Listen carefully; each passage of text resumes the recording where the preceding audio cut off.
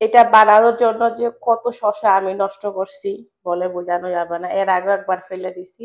শসা আনি কিন্তু আমার সময় হয় না, আমি বানাইতে পারি না। এই যে অলরেডি দেখেন কতগুলা পেকে গেছে, তারপরও কালকে আবার আনছি।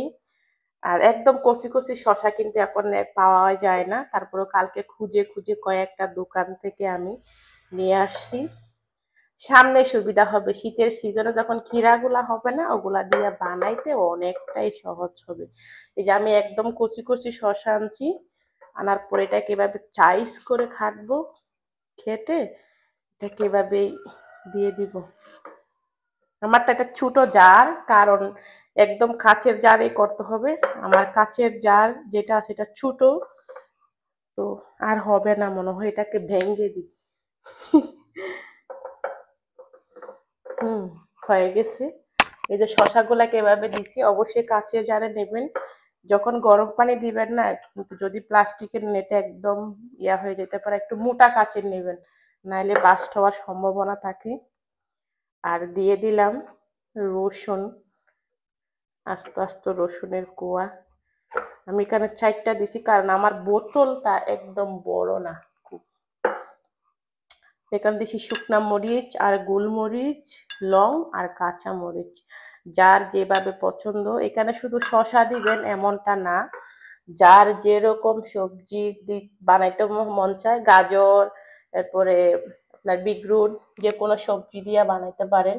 আমি নিছি এখানে শসা, আমার শসাটা খাওয়ার খুব ইচ্ছে, কারণ এগুলা আপনার সুপার শপে এত পরিমাণ দাম, এত দাম দিয়ে হচ্ছে আপনি, আমি কখনো এই শসা খাইতে যাব না। নিজে যখন করে বানাবো তখন আরো মজা হবে এটা বেশি। তো সবকিছু দেওয়ার পর এখানে আছে ভিনেগার আর লেবুর রস দিছি আমি। এখানে এখন দিয়ে দিলাম ভিনেগার, লবণ, অবশ্যই ভিনেগার আর লবণ দিবেন। ভিনেগার আর লেবুর রস যেন একটু টক টক বেশি হয়। সাথে দিয়ে দিচ্ছি লবণ।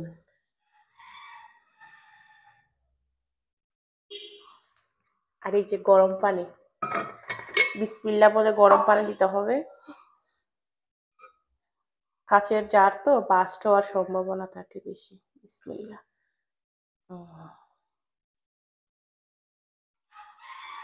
মাশাআল্লাহ মাশাআল্লাহ, আলহামদুলিল্লাহ, হয়ে গেছে আমারটা।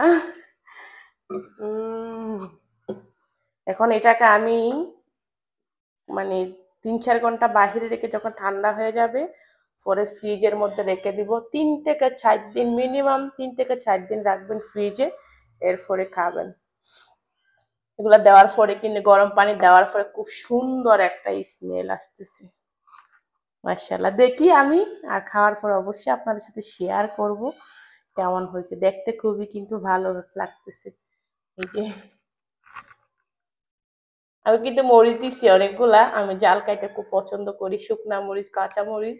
জানি না আবার বাবুরা খাওয়ার সময় আমি খেলে তো বাবুরা খাবে, ওদের কোনো প্রবলেম হবে কিনা। Bye bye.